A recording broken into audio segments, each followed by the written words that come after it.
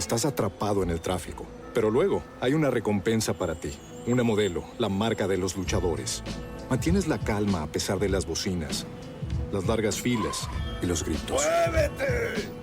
Así que al llegar a casa, sírvete esta dorada y refrescante lager. Porque tú sabes que tu paciencia vale oro. Tú eres un luchador y esta es tu recompensa. Modelo, la marca de los luchadores. Todo con medida, importada por Crown Imports, Chicago, Illinois. U-turn if you want to. No, seriously, do. It's fine. This is Non-Censored, and I am Harriet Langley-Swindon. Hello and welcome to the show. This is the podcast detailing the wonderful highlights of my wonderful radio show. I'm Harriet Langley-Swindon and I am joined, as always, by producer Martin. Hello, Martin. Hello, Harriet. How are you feeling this week? Well, Martin, I mean, it's been quite a week. I mean, it's all been about the Conservative Party conference. No other news to talk about, really. But, I had so much fun. Yes, certainly some real scenes going down there, all sorts going on. I mean, I guess that's what's going to happen when you get all of the world's leaders in one room. I guess that's sort of what you'd call it. Quite. But this is it's a really brilliant show today. We speak to the Prime Minister herself. We have, of course, Eshaan Akbar in the studio. And we had a phone call from a wonderful caller, which we want to share with everyone. And we have an interview with Natasha Devon, which was, well, you know, we have to make room for these rather wokey people once in a while. We did, of course, we didn't have room for everything, did we, Martin? There were some things we had to cut. How could we? I mean, I don't think we make a big enough deal of the fact that we have consistently had Prime Ministers on our show on an almost weekly basis.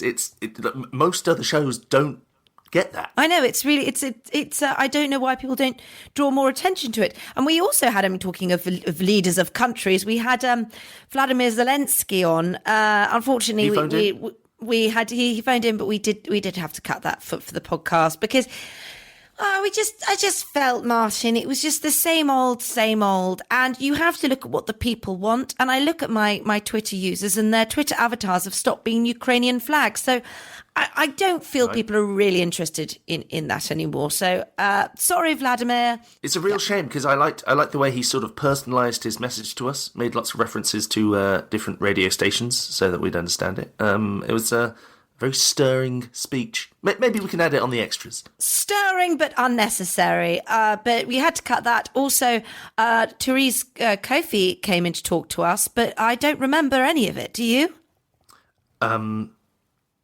No, I don't actually. It's weird. Like I know it definitely happened, but yes, it's just hard to remember any one thing that was mentioned. Me too. Really, really strange there. Quite a blackout. But we did have our Prime Minister. Really wonderful chat here. She was completely off the walls after her great success in the conference. Let's take a listen. Prime Minister, you must be absolutely buzzing. Absolutely buzzing. Yes, I am like a bee, and there'll be lots more of those under this government. We love bees. Wonderful. I didn't know about the bees, but I'm sure you'll be talking about that very soon. Now, what I really want to talk to you about is the great success of the Tory conference. How was it for you? As you can tell from all the very accurate reporting, it has been a complete success. Everyone is saying how well that I and my new regime are doing. Well done, me. Now, I completely agree with you, but there was a bit of trouble, wasn't there? There was some protesters outside. Oh, and I mean, didn't you get pushed over by a protester? No. None of that happened. No, I think it did. In fact, I think we've got some footage of it, actually. No. You were pushed over by a protester. No, I know what you're referring to, and there's no footage of it because it didn't happen. No. The left are weak, which is why they are losing to us in every poll.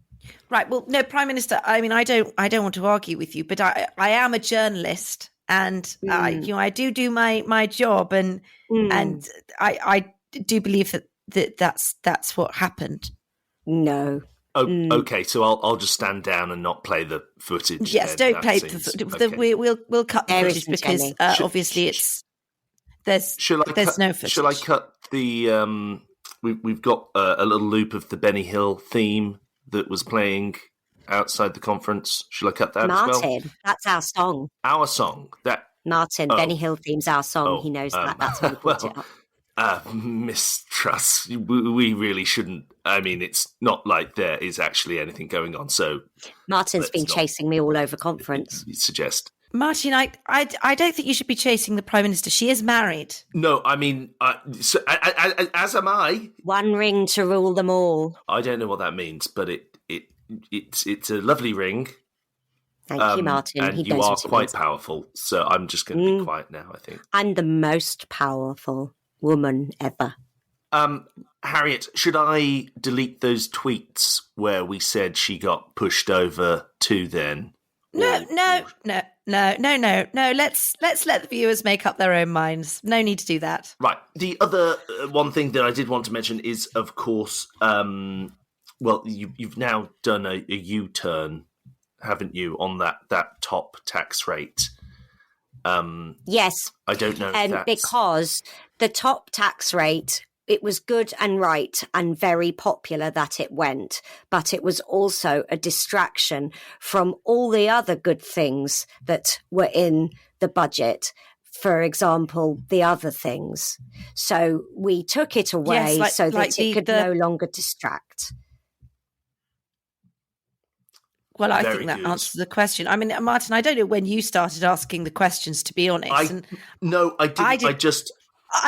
what? I didn't ask it because I thought that was very clear. I thought that was very clear from everything the Prime Minister had said, and her wonderful speech, which was a brilliant speech. And I'd love to talk about some aspects of it, like you brought the country's attention, I think, to the anti-growth coalition. Yes. I mean, sends shivers down my spine even saying it. I was so excited to unveil this new revelation, the anti-growth coalition. They're everywhere. They include all of the Labour Party, half of my party, all the other parties, some of my cabinet, Greenpeace, the British pound, and oil and gas. Shell, they're part of the anti-growth coalition. Awful lot of forces conspiring there against growth. Yes, I know, and that's the anti-growth coalition. And we must oust them, rip out their hearts, tear their lanyards away. Do it now, Britain. Oh, this is strong stuff. Well, we've got to stop them from stopping the growing of the pie. Right. Go out into your garden, put a pie on the ground, cover it in soil, water it with water, and watch it grow. This is, I believe, what is known as a metaphor, a word I just learned. Yeah. Oh, okay. The pound is at a 3-week high currently. Is it? See, well done, me. This is just not reported on, is it? Well done, not you. Not enough. Well done, you. In a way, you could just say the only way is up, couldn't you? It's a non-stop upward gradient from here. One would hope. Yes, that's almost the truth. Another 90s classic. I love things like that. Well, Prime Minister, thank you so much for coming on the show. Can't wait to see what you do next. The only way is up. Yes, full of up. Now, we wanted to hear how you felt the Prime Minister's speech went and the conference, so we had many, many phone calls, but the best one we had by far, wasn't it, Martin, was by another Martin. Oh, yes, I've got to say, and it wasn't preferential treatment. It wasn't just because he's called Martin. Please don't, if you're phoning in, please don't just tell me that you're called Martin. That'll get very confusing very quickly. Yes, we've had enough Martins now. Anyway, let's take a listen. Now, on the line, we have Martin from Exeter. Martin, welcome to the show. Hello, I've got through. Am I on the show now? Yes, you are. You are on the show, and it's wonderful to have another Martin in my ears, so to speak. Now, Martin, you've just watched Liz Truss's speech, I believe, in the comfort of your own home. So have I. What were your thoughts? Yes, I watched it on the BBC. I decided to give her a go. Do you know what I mean? What I decided, I haven't made my mind up yet. I haven't made my mind up on her yet. So I thought I'd watch the speech and give it a go. Because, the Conservative government, they're, 12 years old now? Well, I don't know. They're quite new, really. Well, there's two ways of looking at it, isn't there? They're either a month old or they're 12 years old. But you wouldn't want a 12-year-old in responsible for anything. Do you know what I mean? They're still a relatively new government. Like, I have a 12-year-old son. I wouldn't trust a 12-year-old with anything. Yes. So they're still bedding in. That's a very good way of putting it. They're still bedding in. Do you know what I mean? They're not really in their teens yet. They might be growing pubes. They're working it out. They're still working it out as they go along. Do you know what I mean? I didn't really know where I was going with my life until I was in, my mid-30s? So we've got to wait. Do you think, Martin, that what we really need then is the Tories to stay in power for, say, another 20-odd years before we can really ascertain whether they are doing the country any good? That's what I'm saying. Yes, I mean, it doesn't. I know it doesn't seem ideal, but I don't see any other option because the alternative is Labour, and which is communism. Yeah. Well, we don't know. We don't know what Labour is. Essentially, is a newborn baby. If we bring them in, that's just you're asking a newborn to look after a country. Essentially. I realise I don't know if I'm stretching a metaphor here, but you see what I'm saying. Do you see what I'm getting at? Oh, it makes perfect sense to me, Martin. Coming from from one Martin to another, I think you've got a real good point there. I wonder if maybe I could sort of help the analogy at all by reminding you that in dog years, 13 would actually be about the lifespan that you might want to expect. So, right. Technically, you would be nearing the end of your natural lifespan if you were a dog in Parliament.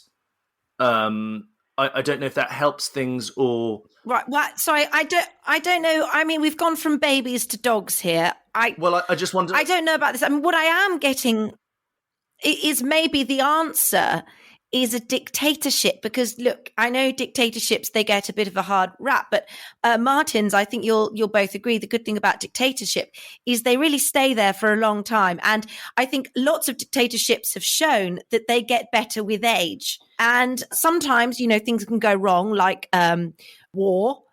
But otherwise, I think dictatorships show a wisdom of age that perhaps little democracies don't really get a chance to show with their sort of, little 5-year, 10-year rules. No, I see what you're getting at. I went to Dubai. I went to six-star hotels there. It's fine. The weather's lovely. Yep. The hotels are clean. There's no crime. Yes. It works. I don't know if that would work in this country. The problem is, I think we've had enough of politicians, haven't we? What we need is the people running things. So what if we were to come up with some kind of system where people, you couldn't have anyone running the country, but there'd be some people who wanted to run the country, and then you get a few of them together, and then they would say what they would do if they ran the country, and then you could have some kind of a vote. And through that, you could decide who ran the country. That does sound quite interesting to me. Would they be trained in somehow? These would be people that went to university, maybe some of the best, top universities, and then we could assess whether we like them through some kind of like a more general election that everyone gets to cast a vote in. Yes, I suppose you could call it that, couldn't you? I don't know. Look, this is it's a very interesting idea, but it sounds a bit, I don't know. It sounds like one of those ideas that don't really work in practice. Do you know what I mean? Like socialism or communism. It's like poached eggs. Poached eggs, they don't work in practice. Yes. It's exactly. Do you know what I mean? They look nice. They do look nice. But you try them, and they don't work. And Martin, as a voter, I mean, so you wouldn't describe yourself as particularly a Tory voter, more of a sort of undecided fence sitter. Yeah, I mean, I float above it all. Do you know what I mean? I'm I'll take things as they come to me. I voted Geoffrey Corbyn because I wanted free broadband. Do you know what I mean? Just sounded good to me because Virgin had just put my bill up. So, I voted Geoffrey Corbyn because of that. Well, look, Martin, Liz Truss did talk about, she talked about in her speech about giving everybody, wherever they are, phone signal, which is pretty impressive, isn't it? Surely that appeals to you? Not bad, but there's times that you do want to get away. Do you know what I mean? There are times when you do want to be able to say to your wife, I'm sorry, I've lost phone signal. Mm-hmm. And for that to be a credible thing. Right, so that didn't really appeal to you. If we get to a point where we've got 100% coverage in the country, then that's no longer an excuse. Do you see what I'm saying?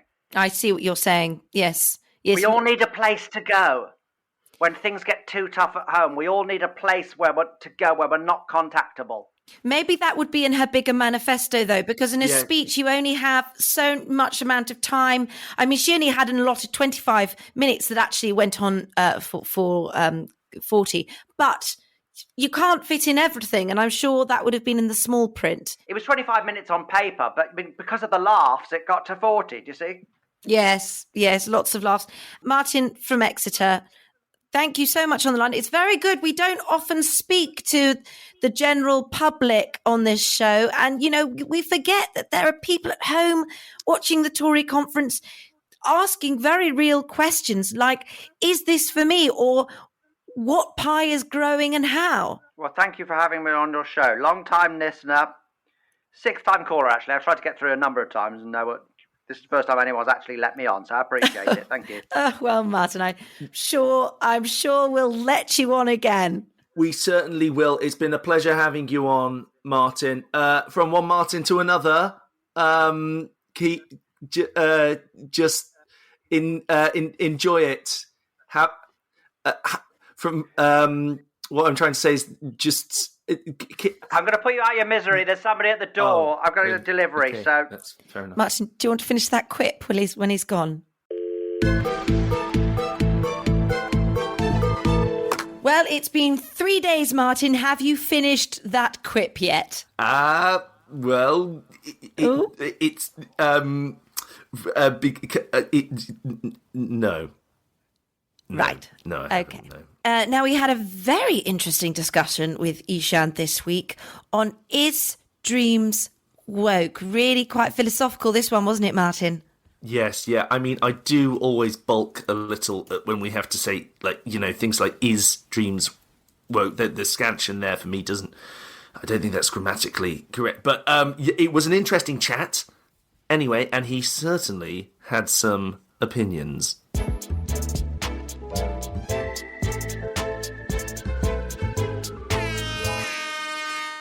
Eshaan Akbar, as our diversity hire, what do you make of this week's topic, which is dreams? Is it woke? I'm sorry, I reject the premise of the question. Sorry, what? What do you mean? I don't think you framed the question correctly, because for a start, I'm not the diversity hire, I'm the diversity correspondent. Right. Okay. We did talk about that last week. Totally understand. Yeah. The title's sorry. Important. Yes. Producer Martin, do we have any? I mean, we asked for some. If anyone wanted to give Eshaan a different title, did we get anywhere with that? There's been a lot of things said on the internet. Most of them I was caught in my filter because I have keywords that I don't enjoy reading. But one that I did come up with actually was perhaps senior immigration correspondent. Because obviously it's been in the news a lot and it continues to be there, and I thought this is it's a senior role for a senior person. Yeah, no, I don't know. I don't like it because the acronym is SICK, isn't it? I don't. But isn't that supposed to be a good thing with the young people? I think that's a good thing. Well, Eshaan, perhaps, but I don't. What about if? And also, I don't believe the demographic of this show is to young people. I feel the demographic of this show is kind of post-retirement. No. Dignitas. No. Sorry, we cater to a wide range of ages, opinions, appearances, all sorts. I feel like there's no check boxes on the census forms for the people that listen to this. Oh, come on. And what a load of rubbish. Look, I think it's great that you've now been promoted to sick.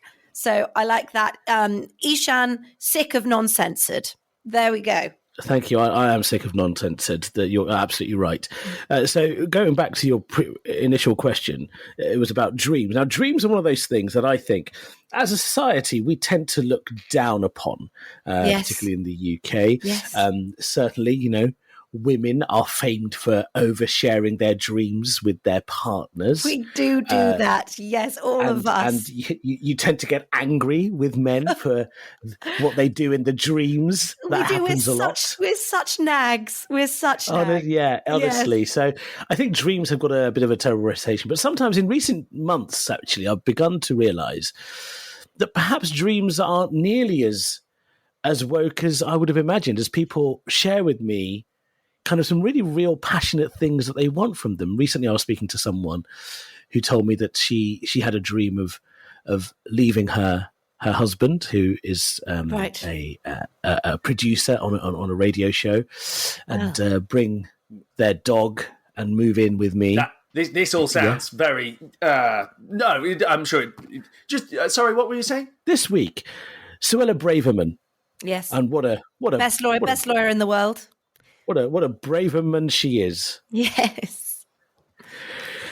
She said that her dream, not just a dream, but an obsession, is to see on the front page of the Daily Telegraph, one of the greatest institutions in British journalism, to see on the front page a plane full of migrants flying to Rwanda. Now, irrespective of the camera work required to show a plane flying actually to Rwanda, I think you can only really capture a plane on takeoff or landing without actually knowing the exact place it's going to. You could take a picture of any plane because you won't be able to see the passengers because photographers aren't allowed on the runway.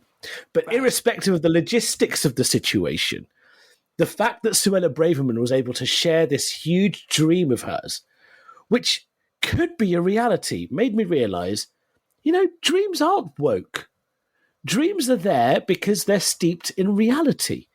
And if you dream something, you should be able to see it on the front page of the Daily Telegraph. When Martin Luther King dreamed the dream he dreamt, he would have loved to have seen a black and white picture on the front of the Daily Telegraph. I mean, that's the thing, isn't it? You instantly think of Martin Luther King when you think of him. We all think he's wonderful. And I think Martin Luther King would have loved this dream of a plane taking these people away to sunny Rwanda. Because, of course, when Martin Luther King was active, a lot of people who may have been not white may not have been allowed on planes. Yes. And now you can fly plane loads of them. Yes. To far-flung countries. It's lovely. It's lovely. It's such a nice... came true. I have to chirp in here. I know I'm, often bringing the counter-offensive to whatever Eshaan is saying, but I think I can speak. It is offensive. You're right. It is very offensive. As a Martin, about another Martin's dream, that just because you have a dream, it doesn't mean that it's something that you want to happen. I recently have been having some very terrifying dreams where I'm being chased by a variety of animals, and they're not happy with me. Yeah. I don't know if I've got, like, they, want to eat me. Yes, but that's not a dream, Martin. You see, that's a nightmare. They're different things. What kind of animals are they, Martin? Well, I mean, it's hard to put an exact thumb on what they are. I mean, they shouldn't be let loose. I mean, they're big dogs, largely, but sometimes they have the faces of other animals. There was a duck. Wolves?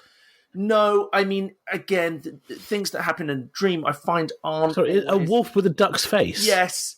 Yeah, Martin, it sounds like you've been eating cheese before you go to bed. Well, I've been Would you rather be chased by a wolf with a duck's face or a duck with a wolf's face? I mean, personally, having had question. These dreams, I'd rather not be chased at all. Part of the terror does come from the chase itself. I've definitely been spending a bit. I think you could outrun a duck. Well, thank you, Eshaan. I mean, and I think in most you wouldn't be able to outrun a wolf. Well, a small wolf, I reckon I'd fancy my chances, but I wouldn't want to take that risk. But, I mean... Ducks can run quite fast. I feel like we're getting distracted here. The point is that just because you dream it doesn't mean that you want it. It can just be something that's... So, Martin, you don't think she wants to take away the immigrants in a plane? Well, I think the key difference here is that she said it was a dream, but then she also said it was an obsession. So yes, it's an obsession, which is not always a good thing, is it? An obsession. I mean, Immigrants on a Plane sounds like a follow-up to the Samuel L. Jackson film Snakes on a Plane. Oh, God, wouldn't that be funny? Someone needs to make that. You should do it, Eshaan, with your comedy chops. Yeah, maybe I should. Yes. I shall pitch this. Immigrants on a Plane. You're a man flying, and then all these immigrants turn up on the plane. You're like, ah! Oh, my goodness. I mean, and then who would Suella Braverman be in? Would she be in it? Yeah, presumably. I don't know. Maybe she'd be. She could be the sort of Samuel L. Jackson part because instead of a cop, she's just a badass lawyer. Yeah, she has to. Yeah, she has to fight off these immigrants who are slithering around on the plane. Surely she'd be the person who put all the immigrants on the plane. I mean, it would just be her living her dream. Yes. Well, I don't know, Martin. I don't think you really understand about films. I don't think you understand about comedy. Yes, I'm the comedian. He knows this stuff. See, Harriet, it has now become my dream. Yes. To see a poster of this film, Immigrants on a Plane, on the front page of the Daily Telegraph. In fact, it has now become my obsession.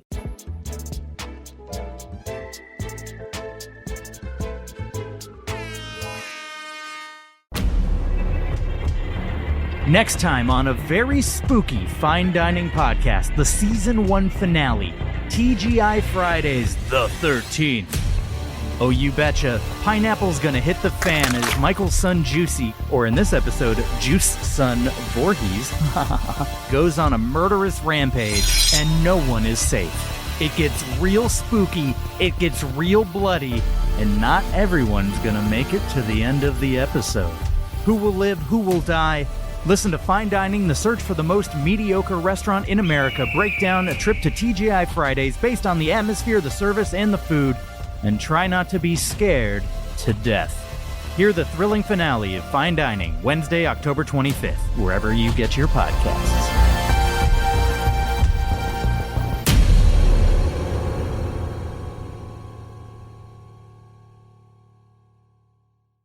Now, on the 10th of October, I have to mention it is World Mental Health Day. So we got on as our guest this week, writer, campaigner and broadcaster, Natasha Devon. We talked about many things. I thought it was very brave of me, Martin, actually, to talk to someone like this. Can I just say? Oh, yes, absolutely. Yes. Because you start pulling that, that thread, and you might end up looking at your own mental health. It's horrible. You don't want to do that, do you? Don't talk to anyone about that because it'll all come out. You're all right. I don't care. I don't care. Now, Natasha talked to us about many things. Also, her new novel, which is out now, it's called Toxic. We talked a lot about that, Martin, didn't we? About toxic friendships, toxic relationships. Oh, yes. It was great. Oh, yes. Love a toxic friendship, I do. No, I don't think that's the way that you're meant to do it. Absolutely wonderful.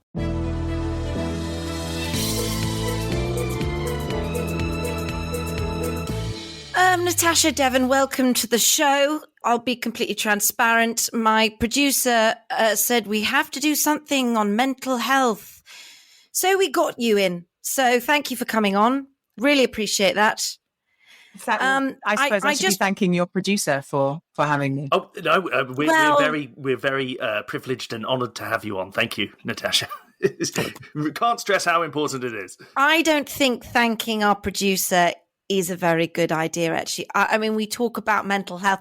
I don't think it's good for his mental health. It just makes it more sort of active. It's better to just dampen it a bit.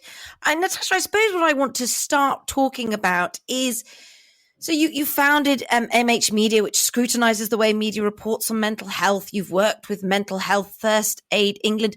What is your obsession with mental health? Well, I suppose it comes from my own experience of having had mental health issues throughout my life and not having the nomenclature to be able to explain what was going on and not having people around me who understood it. So I wanted to educate young people and teachers and parents so that we could have a healthier conversation about things which will ultimately, as scientists think, affect about half of us during our lifetimes. Yes, but don't you think that we've got away from the good stiff upper lip that we used to practice? I mean, it's all got a bit wokey now, isn't it? Don't you think the fact that we talk about it just makes it worse? It's all a bit... I just think, why not? If you're feeling sad, just have a drink. Well, I think sometimes people confuse having a name for something or the ability to discuss something or having started measuring something as the same as it getting worse. So when you take things like anxiety, depression, eating disorders, addiction, these things weren't really discussed historically and they weren't measured in the same way as they are today. But just because we can see the statistics rising now because we understand more about them doesn't mean that they didn't happen to people in the past. They just found different coping strategies, which, as you've just hit upon, one, self-medicating with alcohol, most mental health experts would agree is not the best way to deal Sorry, with. Natasha, I'm going to stop you there because this sounds like you're rewriting history, which I know wokey people like to do, but sort of saying, oh no, actually, these people were depressed, when actually maybe they were painting a picture, they weren't happy with it, so they cut their ear off. These things shouldn't be analysed. You know, like this sort of putting the modern standards of today on historical figures.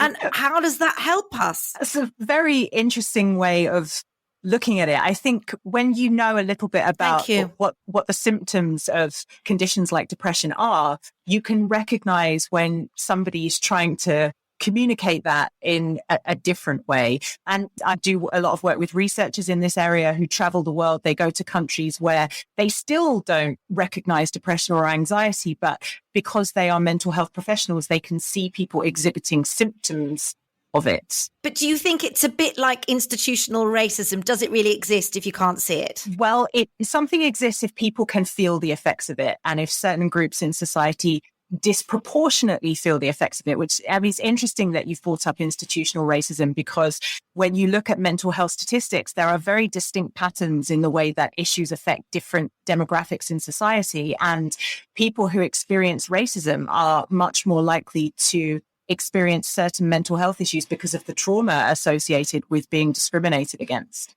Well, what about also, people who are, just thinking off the top of my head here, but Lawrence Fox, who has been persecuted because of his privilege, his upbringing, the colour of his skin. I mean, he's probably disproportionately affected as well, isn't he? I don't think that somebody drawing attention to your privilege is the same as being persecuted for your privilege. I think... I mean, it's very important not to diagnose people remotely, particularly when you don't have intimate access to them. But if Laurence Fox does have mental health issues, I'm going to say that that's not because people have challenged him on his views. Right. It's just, I have some sympathy for Laurence Fox, because I too, I grew up and a lot of people said, oh, she's so, amazing and privileged and pretty and wonderful. And they didn't realize that actually life was very tough for me too. I mean, I grew up in where we had a very small garden and we had a very ugly dog. And that was very hard for me growing up. And so sometimes when I hear, oh, it disproportionately affects this person and that person, I think, well, I've suffered and I don't complain about it. And I certainly, if I'm feeling sad, I just have a glass of rosé and have a go at Martin. Do you think that having a small garden and an ugly dog is the worst thing that's ever happened to you? It was. Thank you, Natasha. It was quite hard. Yes, it was quite hard. I mean, it was a really very ugly dog. I think as much as obviously that experience has stayed with you, that probably is a symptom yes. of privilege. If that's the worst memory that you can recall, that would indicate that you've been very lucky, don't you think? Well, I'm sorry. I don't know if I agree with that.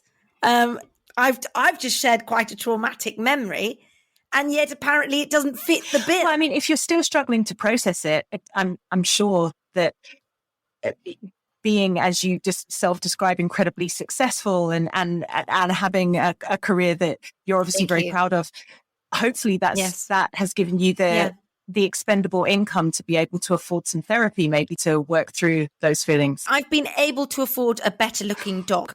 So I think that in its way is the same sort of thing. Though I didn't really like it, to be honest. So I gave it to Martin and my sister, who Martin's married to.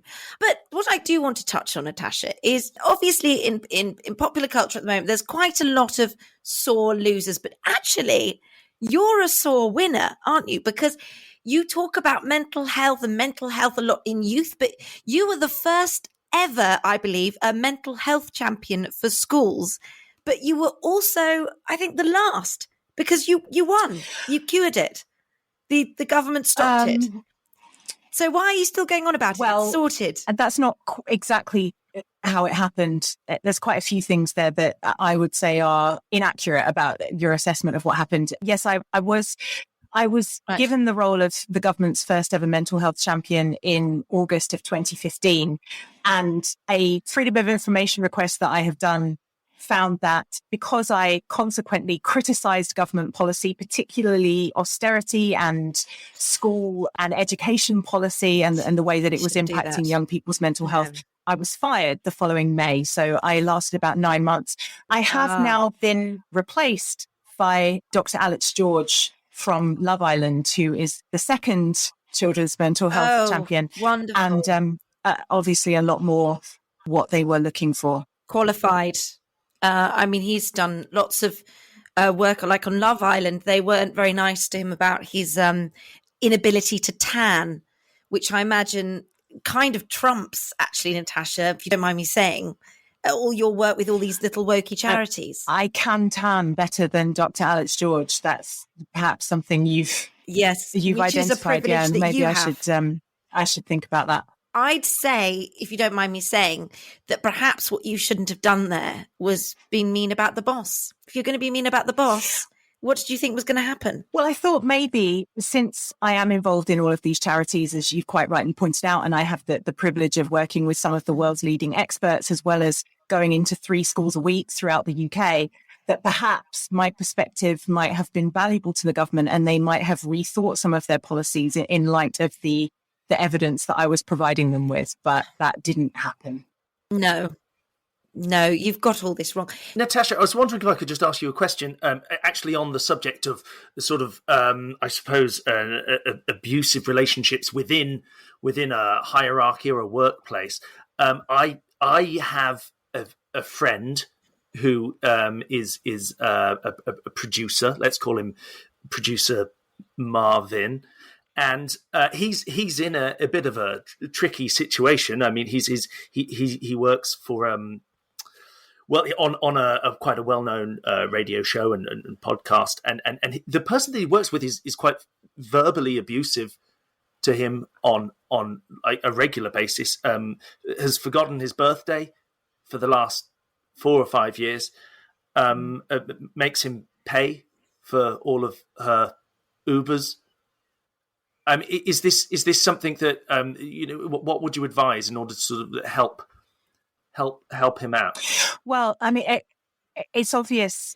I think that anybody that would affect their self-esteem and their confidence, both of which are closely connected to mental well-being. But I think it sounds like your friend has a boss who perhaps that wouldn't be the way to persuade them to behave differently. And I'm involved in a campaign called Where's Your Head At, which looks at mental health in the workplace. And there's really strong evidence to show now that if you appreciate your employees, if you recognize their talents, if you say thank you, if you treat them well, if you allow them to have a good standard of living, if you allow them to bring their whole self to work, that improves productivity and the bottom line. So maybe the way to go would be to show them some of the evidence around how that will benefit their business, because it sounds like that would be the more persuasive argument. Yeah, absolutely. Just playing devil's advocate, it sounds like your friend Marvin needs to man up. I'll pass on both pieces. You can pass that on. I mean, you can pass that on. I have to sort of pick you up on that, Harriet. That's man up. Lots of people have said that that's a really unhelpful phrase, because we do have an issue in this country. Men are 3 times more likely to end their life by suicide than women. And that's because there are expectations placed on men to not speak about their feelings and not ask for help. And so telling somebody to man up sort of plays into that phenomenon, I think. But what if they do need to man up? Or what about instead if I said, grow some balls? Probably much the your same, Friend Marvin needs to grow some balls. Yeah, I mean, it's just a different way of saying much the same thing, isn't it? I'm not sure if we're allowed to say balls on air. I'll see whether we can make the edit.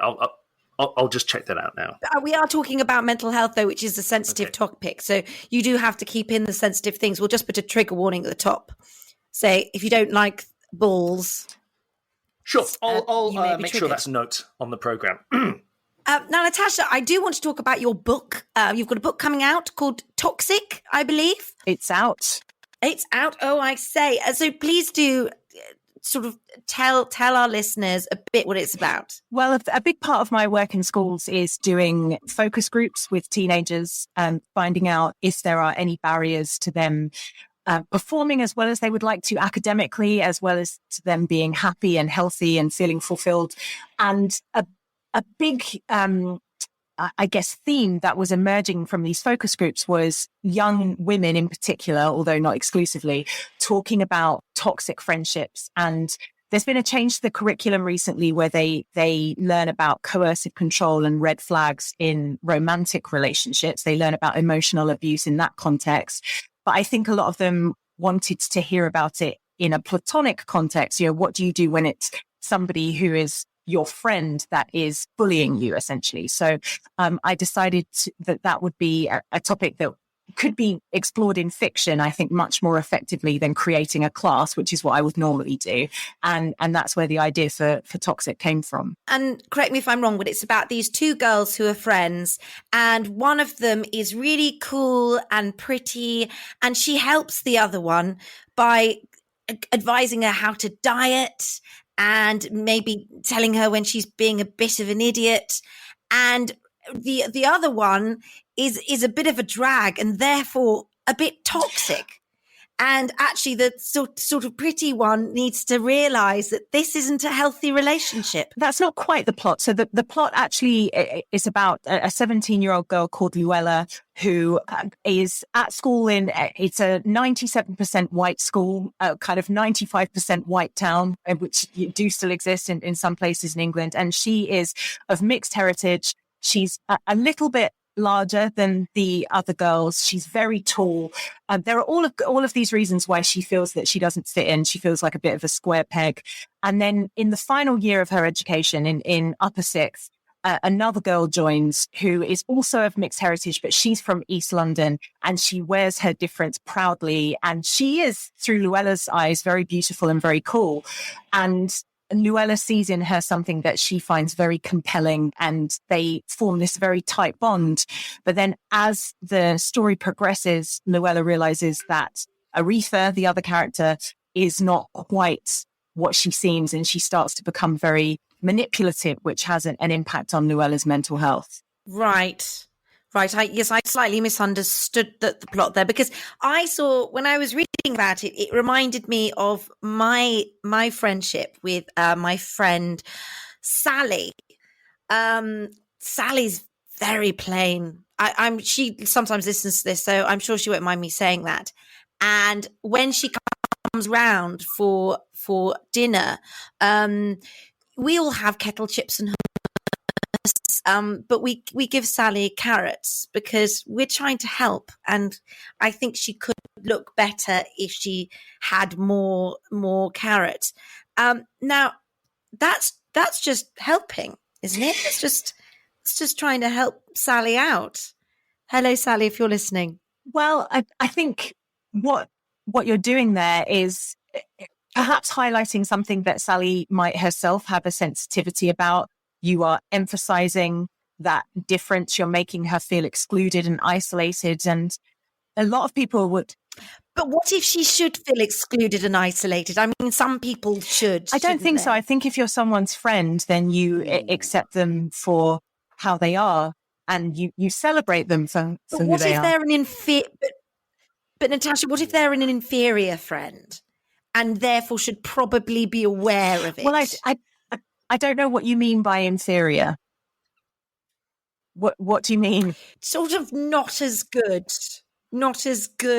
A bit sort of where you see them, you go, oh, well, I suppose it'll be nice to have them around because they'll make me feel better. But ultimately, they're not all that. Well, I think what my reading of what's happened here, and you can correct me if I'm wrong, is that you've internalized quite a few ideas about what it means to be a superior human being that have come from the culture that we live in and the society that we live in, but aren't really based on anything other than that. And people come in all different sorts of shapes and sizes. They're all perfectly healthy. They're all attractive to someone.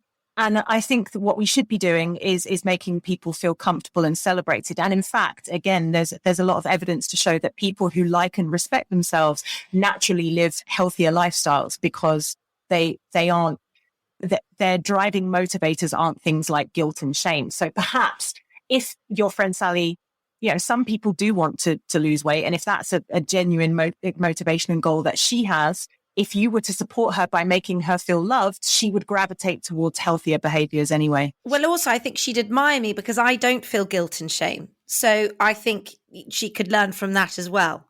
So that's nice. Sorry, Producer Martin. Yes, Natasha, we have here actually 3 examples. Obviously, toxic relationships have been really in the media quite a lot lately. We had the Johnny Depp and Amber Heard trial, which brought a lot of light to that. There's also been a lot going on Love Island. I was just going to give you 3 descriptions of some famous relationships, and I thought maybe you could tell me whether you think it's toxic or not. Okay, so first of all, if he doesn't want his friends to see you together, tries to pressure you into having sex, and then makes you change your entire wardrobe just to fit his style. Do you think that's... Yeah, well, that's an abusive relationship. I mean, obviously, toxicity has various different... it's on a sliding scale, and there's toxicity within friendship, and then there's a very controlling, coercive relationship. And I would say that what you've just described fits the latter. That is Danny Zuko and Sandra Dee there, which is it's sad to hear, but I think we all saw it coming, to be honest. That's Producer Martin. They sing in that. That's a different thing. If they sing that, it doesn't matter. We have another example here. He keeps tabs on when you're sleeping. He keeps tabs on when you're awake. He keeps a list making sure whether you're bad or good, and he only visits once a year. Yeah, that sounds pretty toxic to me. That's Santa Claus with everyone, really, isn't it? Yeah, I think we do need to have some conversations about the messages that children get when they're taught about Santa. Well, it's just sometimes under the light, when you really take a look at things, you do realise what's there, hiding in plain sight. And Martin, literally, I don't know what the point of view is. So I guess my final question really on coercive control is, everyone loves a bad boy, don't they? And we all like a bit of, oh, what's this? We're getting gaslit, breadcrumbing. It's all sort of a bit exciting. So are we worried that with this talk about coercive control and what's bad, we're just leaving women to deal with these sort of rather wet men who aren't very fun, who aren't, your 50 Shades, your Steven Seagal, and are instead a sort of, like a kind of Martin type figure? I mean, what are we turning men into? Unnecessarily specific, but sorry. Sorry, Martin. It's just I could see you. I don't want you to think not all Martins.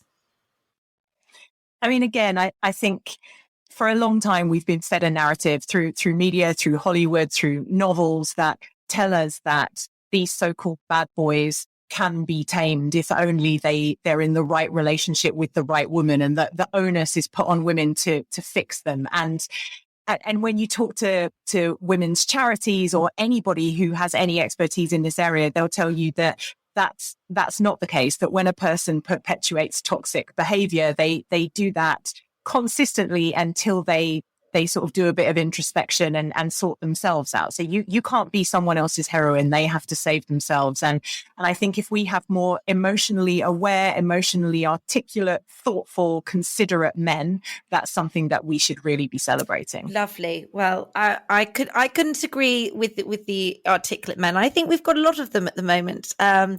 Piers Morgan, just people like that, really kind of in the forefront of the British media. Natasha, it's been illuminating. Thank you for your mental health advice. I think for the sake of balance, I'd like to thank myself as well, because I feel I've really also contributed to this chat, and I think our listeners will get a lot out of it. So thank you very much. Thanks for having me. Natasha, if I could ask you just one last toxic or non-toxic, okay. We're going with this, are we? Okay, cool. Yeah. He comes home stinking of rotten fish. He destroys your house and the houses of everyone else in your city, and he is literally Godzilla. Oh, God, Martin. Is that toxic or non-toxic? I wouldn't advise anybody to get into a relationship with Godzilla, I don't think. Okay, well... Heard it here first.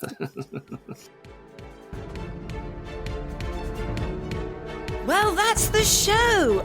Please do subscribe. Give us what stars are we asking for, Martin? We want 5. We want 5-star review. It really does help. 5. It helps people find us. Why not? And then all people are more likely to read your little comment. So you could, if you're very clever, sneak in a secret message. Something like, I really enjoyed the show. Producer Martin is doing a great job. Keep it up and carry on. And the secret message would be that Producer Martin's doing it. But I get it. I receive it because you clicked 5 stars. Okay, I worry that you put people off with things like that, Martin. Anyway, we will be here again next week. Do join in, with thanks to Rosie Holt, Brendan Murphy, Eshaan Akbar, Sooz Kempnner, Fergus Craig, Ed Morrish, and our special guest, Natasha Devon. See you next week for some more Non-Censored.